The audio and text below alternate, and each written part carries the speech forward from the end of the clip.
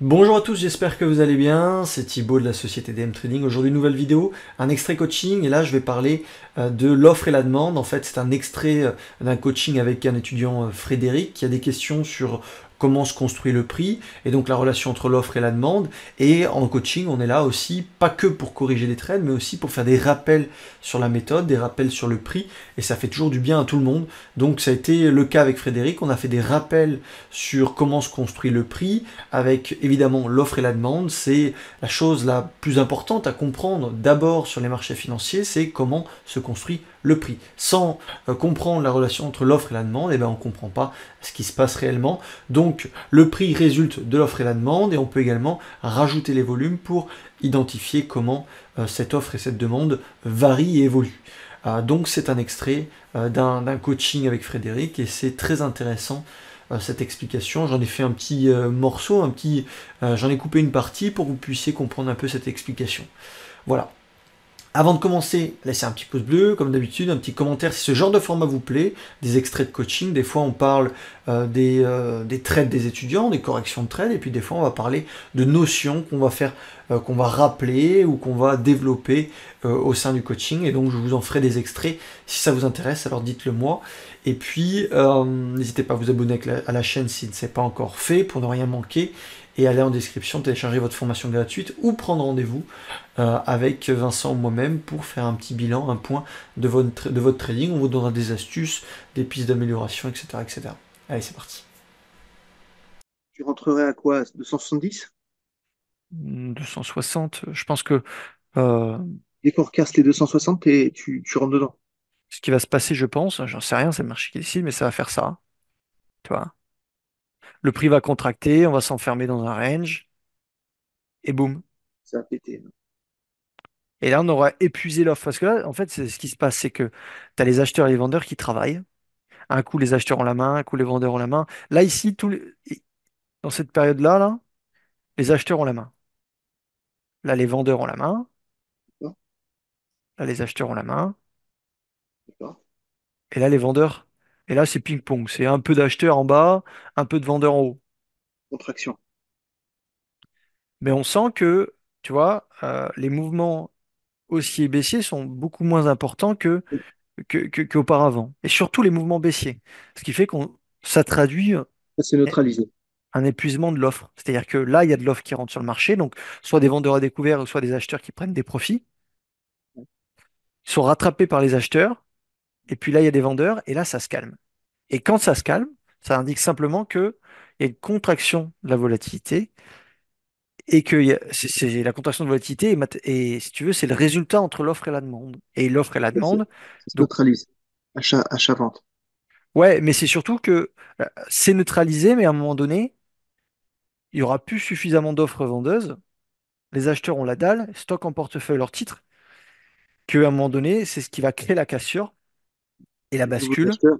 C'est qu'il y a plus d'acheteurs, en tout cas, il y a plus de demandes d'acheteurs que d'offres vendeuses.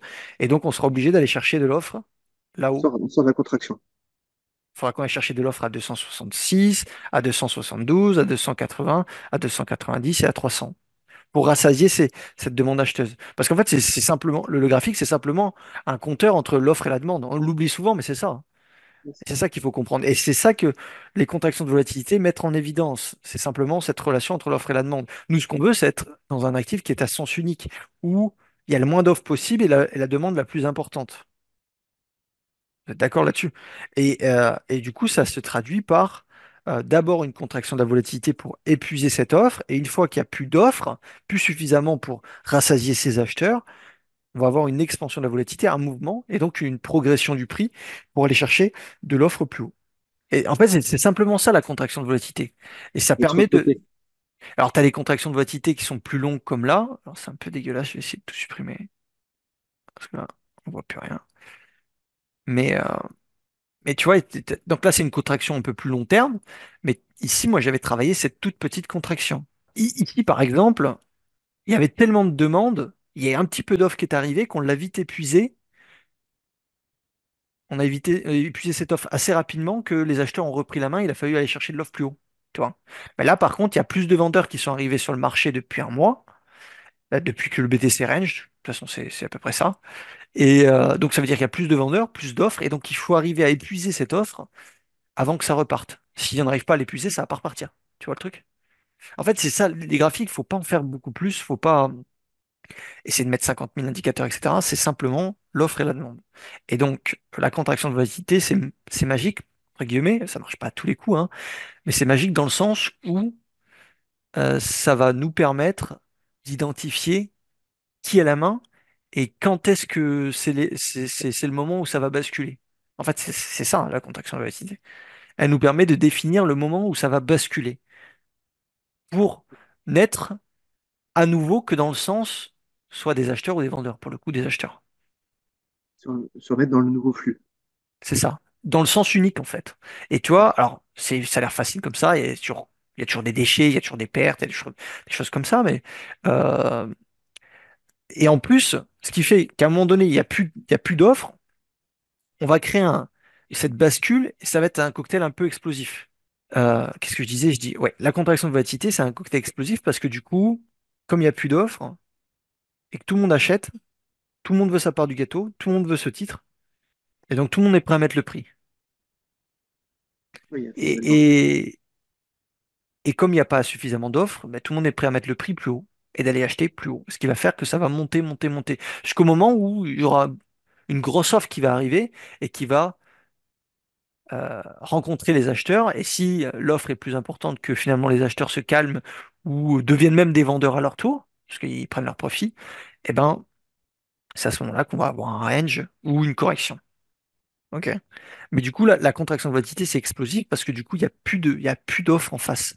Et c'est pour ça que souvent, tu as une explosion assez brutale derrière toi. Je suis rentré ici avec un stop là. Derrière, tu as une explosion assez brutale. Même sur la première explosion, hein, sans parler de la poursuite derrière, là, il y a plus d'offres en fait. C'est pour ça que ça monte en ligne droite. Et ça, tu peux le voir aussi comment. Laisse-moi dessiner, tac. Regarde les volumes ici. Merde, tu vois? Il y a plus de volume. Si des vendeurs étaient arrivés brusquement, ce qui était le cas ici, tu vois les volumes là? Ouais, Et là, il n'y a plus de volume. Ce qui fait qu'il n'y a plus d'offres qui arrivent sur le marché. Les acheteurs ont toujours la dalle, soit toujours la même dalle, soit encore plus fin de titres.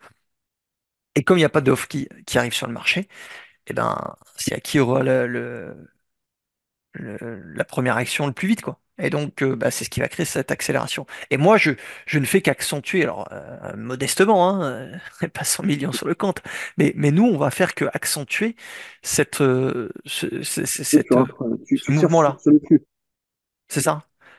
Tu passes d'un endroit où il n'y a pas de flux, un équilibre, ou à un moment donné où ça bascule. Et ça, c'est les acheteurs qui ont la main par rapport aux vendeurs. Et donc, nous, on va acheter là. C'est pour ça que des fois, on n'a pas. Alors, sur les titres liquides, on aura. Parce qu'on va pas acheter pour 100 millions de dollars, donc on sera bien exécuté quand même. Mais sur les titres liquides, on peut des fois ne pas être exécuté aussi bien qu'on le souhaite parce que il n'y a pas d'offre en face. C'est ce que je vous disais. C'est le principe que ça, de l'offre et la demande et de l'explosion. C'est qu'il n'y a pas d'offre en face ou très peu. Ce qui fait que tout le monde se bat pour cette offre et donc, ben, tout le monde contribue à faire monter le prix puisque tout le monde achète ce peu d'offres qui reste. Ça, et c'est hyper important. Moi, quand j'ai commencé, personne ne m'a expliqué l'offre et la demande. Mais s'il y a un seul truc qu'il faut comprendre, c'est bien ça. Ça se retranscrit par le prix, les volumes, rien d'autre. Derrière, les bandes de Bollinger sont là pour mettre en évidence le prix. C'est Et ça, c'est un des ouais, plus, je trouve que c'est un des indicateurs les plus mieux faits parce qu'il met en évidence euh, les sens uniques, les contractions et donc l'offre et la demande. Tu vois, ici, tu as un sens unique acheteur. Là, il y a de l'offre vendeuse qui arrive, quasiment plus d'offres. Là, plus du tout d'offres acheteur. Tu vois? Alors des fois, là, c'est propre, mais des fois, c'est un peu plus dégueulasse. Tu vois, ici, ça fait un moment que je surveille Coin, je surveillais, même des fois, je surveille et regarde, ici, je surveillais Nvidia sur les 900, 904, 905 quand ça a contracté ici, parce qu'on est dans une tendance haussière, donc tu te dis qu'il y a des institutions qui veulent continuer d'acheter Nvidia. Et je me dis, bon, ben là, si on arrive à se casser ce niveau-là, c'est que les acheteurs prennent la main. Et puis, est arrivé des vendeurs. Tu vois, est arrivé des vendeurs, et là, bon, ben, les vendeurs ont pris la main. Et donc, c'est l'effet inverse, c'est que là, tu as beaucoup d'offres et très peu d'acheteurs. Et les acheteurs qui étaient en face deviennent peut-être des vendeurs ou ne continuent pas d'acheter. Et donc, ça crée une dynamique baissière parce que, il y a trop d'offres. Tu vois. C'est exactement l'opposé en fait. Ici, tu es sur un moment où ça va basculer. Tu as des probabilités que ça casse à la hausse parce que tu es dans une tendance haussière, donc tu sais que c'est sous accumulation des institutions, et donc il y a quand même plus de probabilités que ça continue. Mais derrière, salut Baptiste, mais derrière, euh, tu n'en sais rien tant que ça n'a pas cassé. C'est pour ça qu'on attend la cassure, parce que la cassure nous indique qu'il y a une bascule et que les acheteurs prennent la main. Et là, pour le coup, ça a cassé par le bas, les vendeurs ont pris la main. Et boum. Donc là, tant que ça ne recasse pas 900, 905, Ah non, non, non, non, maintenant, ça c'était le niveau à l'instant T. Maintenant, le niveau, il évolue, tu vois. En fait, D'accord. il faut comprendre que tu vois, ici, il y avait aussi un niveau de bascule, là. D'accord.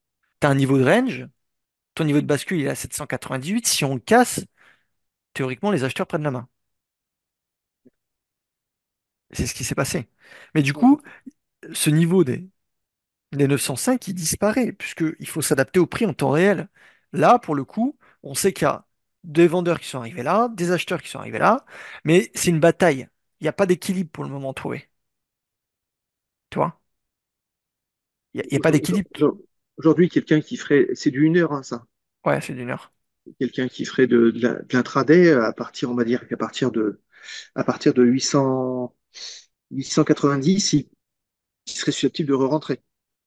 Non, en swing. En swing. Ouais, en signe. Non, pour l'instant, il y a pas d'équilibre. Il faut d'abord qu'on obtienne une contraction de la volatilité. Donc, Il y a pas assez de contraction, selon toi.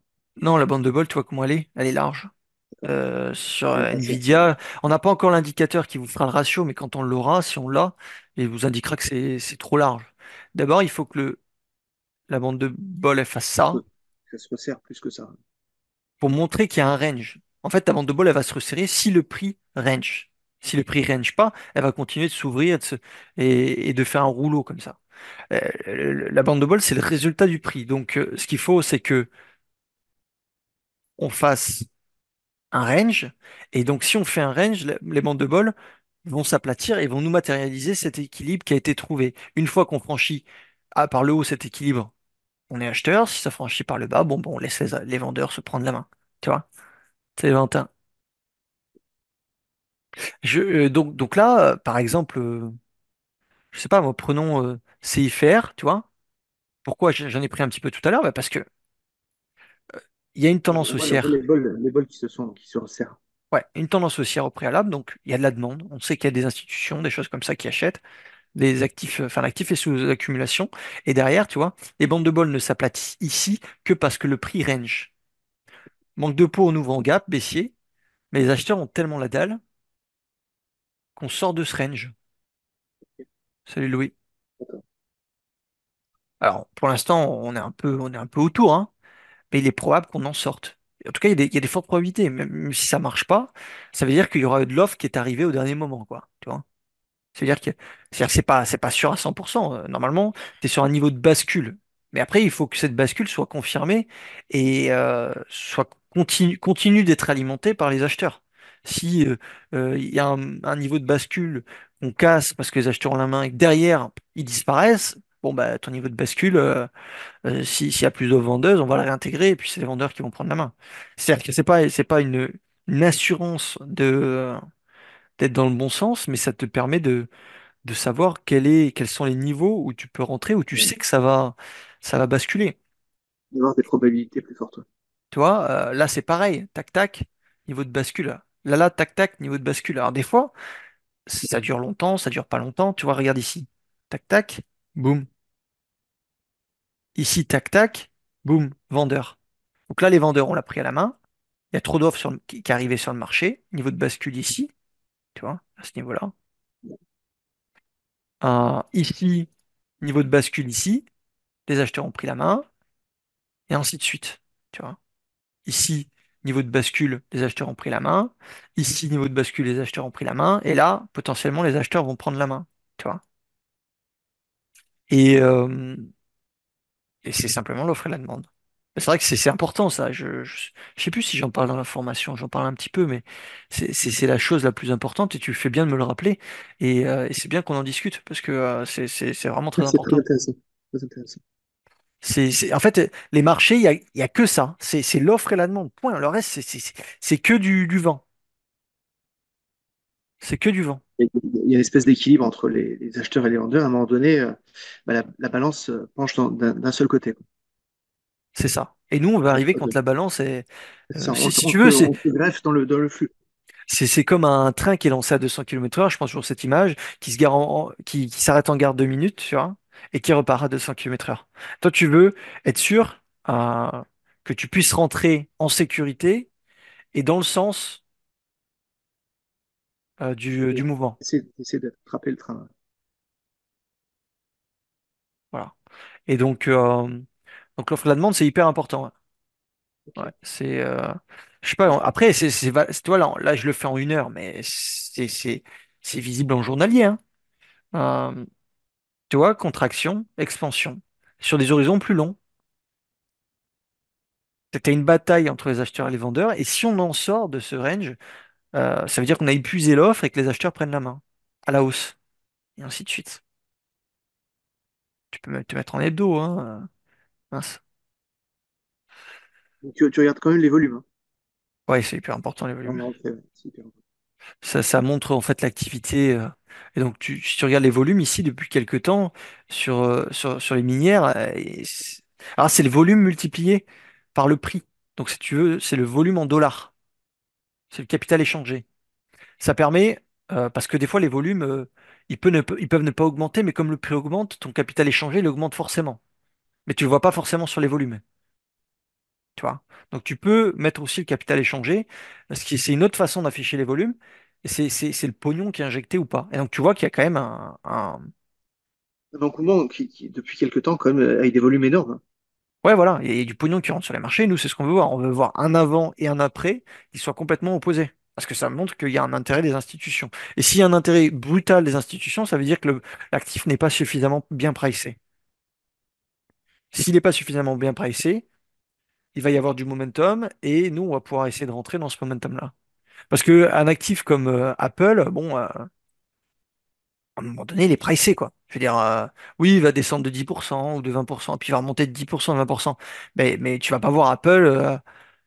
Où il faudrait une deuxième planète Terre, quoi, pour qu'Apple fasse x3 en capitalisation, ou alors peut-être dans 100 ans, quoi, tu vois, j'en sais rien. Mais euh, Tesla, c'est pareil. Quand Tesla perd 2%, c'est énorme. ouais, voilà, c'est-à-dire que le pricing sur Tesla, il a été fait il y a de ça quelques années maintenant, quand c'était l'euphorie dessus, tu vois. Le, Là, c'est pricé, mais là, ça l'était pas, rien. Boum, boum, boum, boum.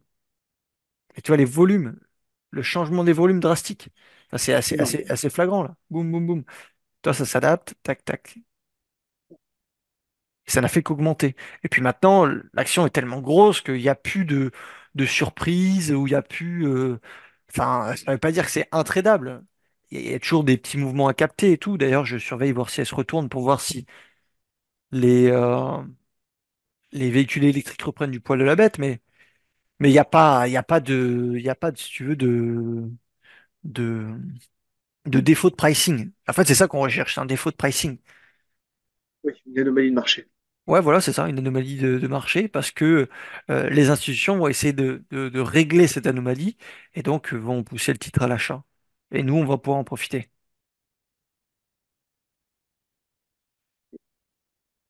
Voilà. C'est vrai que l'offre et la demande, s'il faut commencer par un truc, c'est bien ça, hein. C'est comprendre comment ça évolue. Après, il y aura forcément des déchets. Il y a des contextes de marché qui sont plus favorables, d'autres moins favorables, etc. Ça, c'est sûr. Et donc, qui vont faire que votre taux de réussite va varier, votre agressivité, votre taille de position va varier. Mais la priorité, c'est de comprendre le setup. Et pourquoi ce setup-là? Ce setup-là, si tu prends EXK, pourquoi je suis rentré là? Mais parce que je sais que tu vois, il y a un changement de volume un peu, sous-accumulation des institutions, rotation sectorielle, le silver monte, etc. Et à ce moment-là, tu vois, t'as un premier déséquilibre qui se fait ici. Selon ton stop, ça marche ou ça marche pas. Et puis derrière, on relatéralise et à un moment donné, les acheteurs, il y a une bascule qui se fait, les acheteurs prennent la main et puis, tu vois. C'est pour ça que tu as eu de la chance sur ton trade parce que les acheteurs ont toujours la main, mais t'es pas rentré au moment de la bascule. Et au moment de la bascule, c'est là où tu as le meilleur risk-reward parce que du coup, tu peux mettre ton stop. Pourquoi il me fout ça là? Attends, il me fout ça là. Tu peux mettre ton stop en bas, ou même, moi je le mets en milieu de range. Tu sais que c'est un niveau de bascule, donc si ça réintègre direct, ça pue. C'est ça l'avantage en fait. C'est pas tant que ici, c'est c'est moins bien. Enfin, t'es dans le sens et t'es sous accumulation des acheteurs, les acheteurs ont la main, forte demande, etc. Mais ici, le niveau de bascule te permet simplement de te dire, je sais que je suis sur le niveau de bascule, je peux coller mon stop loss parce que normalement, ça doit décoller. Si ça décolle pas, ça va intégrer, je sors. Tu vois? Et en fait, c'est plus cet avantage-là. C'est-à-dire que derrière, tu peux faire des risk reward élevés, tu vois, par rapport alors, je sais pas, c'est pas cette action-là, mais tu vois le risk reward que tu peux avoir sur ce genre de. Tu vois? Quand tu rentres là-dessus, tu mets tout de suite un stop en dessous sur la dernière bougie, quoi. Pas sur la dernière bougie, mais identifie ton range avec les bandes de ball. Tu mets soit ton stop au milieu de range, soit en bas du range. C'est-à-dire en bas des bandes de ball ou au milieu des bandes de ball. Tu, tu rentres à 2,27 par exemple et tu mets tout de suite un stop à 2,23. De 25, non pas de 23, de 19, ouais. Ouais, de 19. Tu rentres à 2,19? Non, non, je rentre à 2,26 et je mets un Ouais. stop loss à 2,19. Ah oui, d'accord. Ah oui, oui, parce que là, t'es en 1 heure. D'accord. Ouais. Et n'importe quel trade, enfin, voilà, il faut comprendre, c'est ça, la mise en évidence des bandes de Bollinger, c'est simplement la relation entre l'offre et la demande. Et c'est hyper important de comprendre ça. Euh, Toi, je suis content d'en parler parce que je sais que c'est comme ça que je trade et Pascal nous a inculqué à DLT cette façon de trader, etc. Et l'indicateur des bandes de Bollinger, il est pas magique, hein, il y a du déchet, ça c'est sans aucun problème, hein, mais il va vous identifier visuellement quelque chose qui pourrait être compliqué de vous. Toi, si je t'enlève les bandes de bol, moi je vais les voir, les contractions de volatilité, etc. Et le fait qu'il Ça y ait, met, il y ait moins, mais c'est moins facile quand même. ça met en exergue la contraction, quoi. Ça le met vraiment. Ouais, ça met Tu en viens la évidence. contraction. Ça met en évidence, ouais. Ouais, ouais. Et voilà, donc je sais pas, on peut essayer de prendre un exemple. Toi, pourquoi sur Nicolas, je suis un peu excité de l'actif? Ça se resserre, ça se contracte bien. Parce que, ouais, voilà, déjà, c'est une rotation sectorielle sur les véhicules électriques. Je crois qu'ils font des camions. Bon, ils sont pas rentables, hein, je crois pas. Peu importe, on s'en fout. Peu Ça importe, c'est de la monte, spéculation. ouais, ça monte. On vient chercher la moyenne mobile 10, on fait des creux de plus en plus haut. Il faut quand même pas observer cette contraction n'importe où. Parce qu'elle peut aussi marquer un sommet. Si tu as la contraction, où est-ce que je peux te trouver ça? Si tu as la contraction là-haut, en 1 heure, et que tu es loin de la moyenne mobile 10 ou 20, tu peux être sûr que c'est un signe que ça va corriger. C'est-à-dire que il y a un équilibre qui est trouvé, mais les vendeurs vont prendre la main et la bascule va se faire dans le sens inverse. Donc nous, ce qu'on veut, c'est qu'on vienne chercher ces moyennes mobiles, on va savoir pourquoi elles fonctionnent, il y a des institutions qui achètent dessus, on va savoir pourquoi, j'en sais rien. Ils se sont dit, on va moyenner notre PRU et ils se positionnent sur les moyennes mobiles 10, 20, 50, 100, 200, les plus connus, bref. Donc ce qu'on veut, c'est qu'il y ait un gros mouvement, une latéralisation et que cette contraction se fasse proche des moyennes mobiles, 10, 20, 50. Et là, c'est le cas, on est sur la moyenne mobile 10. Et bizarrement, tu vois, il n'y a plus de volume. Ça veut dire que l'offre a arrêté d'arriver sur le marché. Et tu vois très bien, le marché bouge plus là. Il bouge plus. On est au début d'une phase de stabilisation et de contraction. Bon, là, on est en contraction, ouais, ouais, tout à fait. Ouais. Là, on est en contraction. Il y a un équilibre qui est trouvé. Les Américains, ils appellent ça neglect. Je sais pas, une phase de. Bon, peu importe. Où le marché ne fait plus rien. Il y a un équilibre qui est trouvé. Il n'y a plus d'offres. Et si les acheteurs sont encore un peu encore présents, ils vont direct aller acheter le peu d'offres qui reste dans cette zone-là et on va franchir les 1 dollar. Et derrière, on va franchir, il n'y aura plus d'offres et on va devoir aller chercher peut-être les 1,10, 1,20. Alors tu sais jamais jusqu'où ça peut aller. Des fois, ça peut être astronomique, des fois pas. Mais tu sais qu'il va y avoir un mouvement. Sauf quand ça va avorter. Mais voilà. Du coup, là, c'est pour ça que je suis un peu content de voir cette action Nicolas. C'est parce que je sais qu'il quelque chose qui se prépare. Pareil sur le cannabis, je vous disais, j'étais un peu frustré la dernière fois de d'avoir raté le mouvement sur ACB, etc. Euh, il y avait une contraction, mais très très court terme, bon voilà. Et tout à l'heure, je me suis dit non, la contraction, elle est pas assez, tu vois, elle est pas assez. Ça a touché la moyenne mobile haute, la bande de Bollinger haute, mais pour moi, le prix n'a pas assez contracté. On n'a pas assez épuisé l'offre, ce qui fait qu'on a naturellement un rejet. Parce on est parti du bas de l'élastique, on a tiré sur l'élastique et on revient sur la moyenne mobile 20. La moyenne mobile 20 qui est le référent des bandes de Bollinger. Bonne soirée Thibaut, bonne soirée à tous. Ouais, je suis désolé, je fais une explication un peu longue, c'est Julien. Un peu de soucis, Mais bon, t'inquiète. tu maîtrises toi déjà donc. Mais c'est très intéressant, même pour moi, j'adore en parler. Donc, euh, et donc je me suis dit non. Le cannabis, on va attendre tranquillement. Oui, il y a une égalisation. On peut être stressé de rater le mouvement, mais s'il n'y a pas de setup, tant pis. Mais il va peut-être y avoir un moment un setup. Et c'est ce qui est en train de se passer. C'est que là, on est en train, tranquillement, regarde sur FLGC. Vous m'entendez, ça On est bug? en train de contracter. On est en train de contracter. Pourquoi il veut pas? Il me fout ça. Attendez. Ouais, c'est bon. On est en train de contracter. Et donc, il y a un équilibre qui est trouvé. Et là, à un moment donné, il faut que les acheteurs ils prennent la main.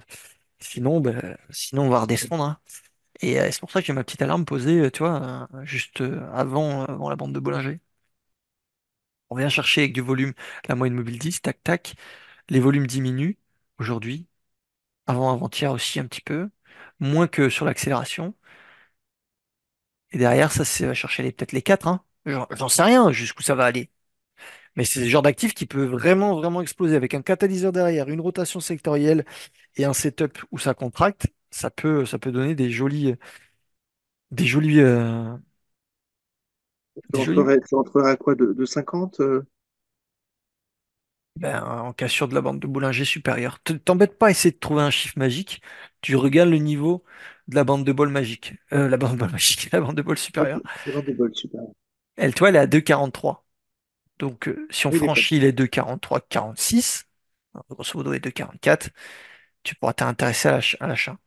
C'est ça qui est bien avec les bandes de Bollinger, c'est que c'est un peu binaire, quoi. C'est-à-dire qu'il n'y a pas de, il y a pas de place à la, à, c'est pas subjectif, quoi. Y a pas de place à l'indécision, enfin, à l'interprétation, etc. C'est vraiment, t'as un niveau qui t'est donné par la bande de bol et, euh, et ben, si on le casse, tu achètes. C'est tout con. Mais voilà.